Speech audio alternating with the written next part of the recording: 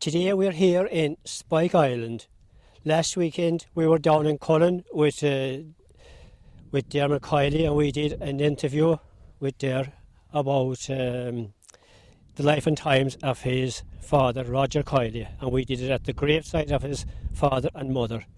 And as I say, we're here now today in Spike Island. We're in front of a block A, and this is where Roger Kiely was interned. So Diar, this is your first time here in Spike Island, would that be right? And what do you think of being here today? Well, it is like reliving history to some extent. And in former times, we didn't think that was possible to get onto Spike, But now everything is possible. And it was nice to be here and to see where history was. Where history happened, as you can say. That is right, yeah. And we're joined as well today, by your sister Anne. Yes. So Anne, welcome here. Thank you very much. You weren't back in Cullen with us, but you're here today, and you probably have lots of memories of that time as well. And I think you might have mentioned earlier that you had kind of heard stories about when your dad was arrested. So would you like to tell us about that, your memories? This story was told to me by my father's sister, Sister Mary of Mercy. My father and grandfather both taught in Cullen School, and she used to bring their lunch every day to the school to them. And one day as she was approaching the school, a lorry load of black and tans came from the Rathmore side, and when she saw the lorry coming, she hurried into the school. But obviously they saw her, and they went into the school and claimed that they had seen a man running into the school. The only man there was my father, and he was arrested and taken away to Spike Island. To Spike Island. Diar, would you have similar, or would you have heard that story as well? Well, I knew that he was arrested in Cullen School, but in more recent times I saw a list which was issued by the British Army at that time of people who were due to be arrested, and his name was on it. So they evidently knew he was in Cullen School. Yeah, they knew what they were doing and they knew who they were after. Yes. Yeah.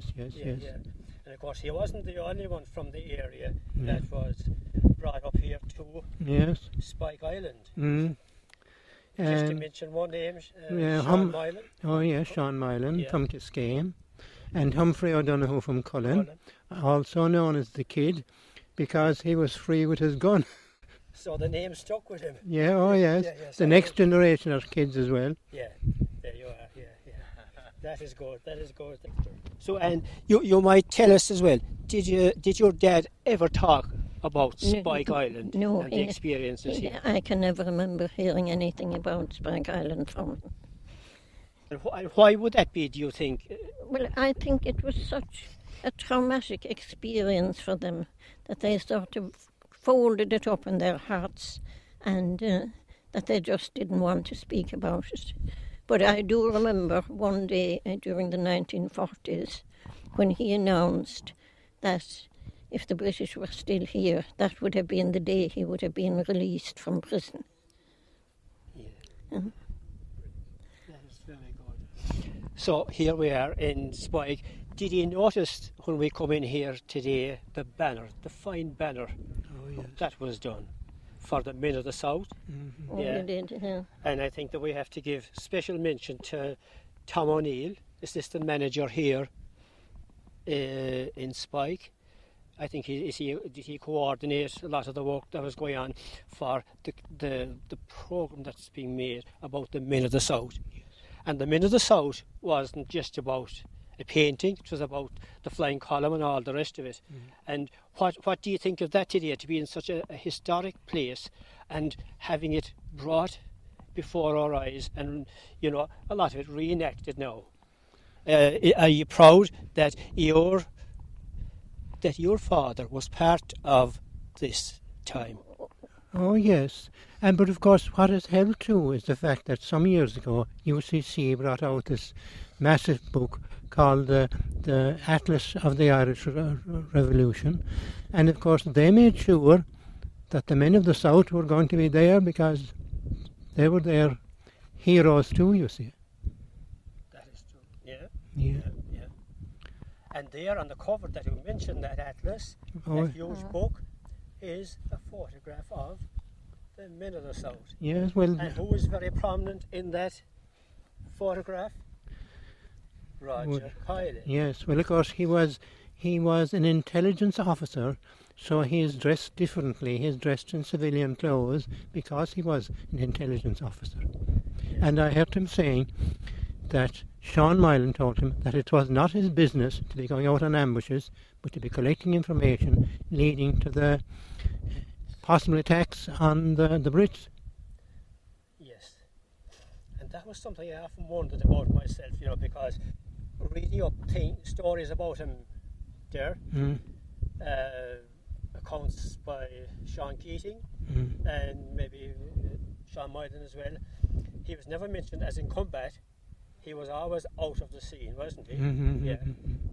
He got glowing tributes for work he did, but he was never mentioned as in conflict. Yes. Is that right? Oh, that's right, yeah. You never heard of him going out buying guns and supplying guns or being involved in ambushes? No, he was just to collect information leading to ambushes. That's right, yeah. Now, we just mentioned there in passing again about Sean Keating, the artist, who did the famous paintings, of the men of the South. Did he actually ever meet him?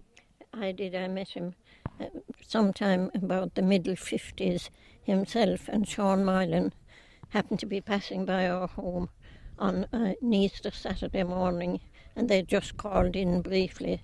My parents were not there at the time, they were in the church, so somebody had to run up and bring them down, but while we were waiting for them, we did our best to entertain Sean Keating and Sean Mylan.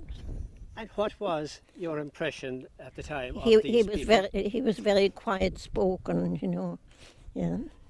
Yes. And you wouldn't have known anything about him, that he was actually in awe of your dad for the way that he did his business. No, because when it came after for him to tell his story, Yeah. he was highly complimentary. And sure, down the road in time, he actually came looking down the country for Roger Kiely himself. I know. Did you read the account of I that? saw that on the computer, yes. Yeah, wasn't that nice? It was really. And the glowing tributes that were paid to him, as a family lecture, you'd have to get great comfort and consolation for what he was doing at the time, all in the interest of Irish independence. Yes.